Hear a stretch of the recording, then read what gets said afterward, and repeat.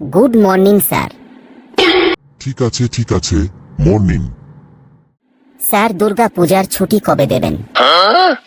ও পড়াশোনার বেলা লব ঘন্টা আর ছুটি।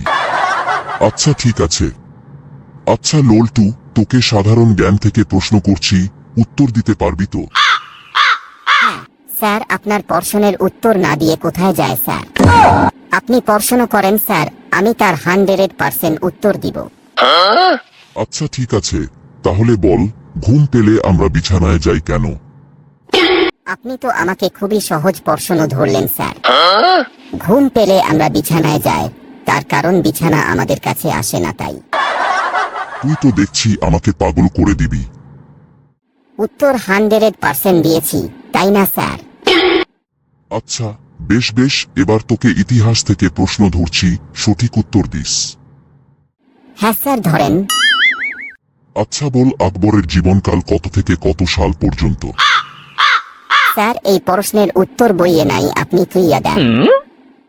কি বললি বইয়ে নাই? বইটা খুলতো।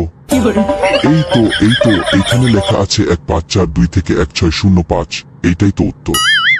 কেন, তোরা পড়িসনি? না স্যার, আমি ভেবেছিলাম এটা আকবরের ফোন নাম্বার তাই। ও দেখ লল্টু, মাথাটা গরম করাস না।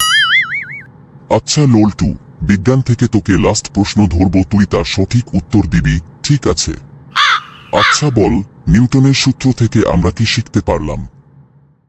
স্যার ক্লাসে না বসে গাছের তলায় বসে থাকা দরকার।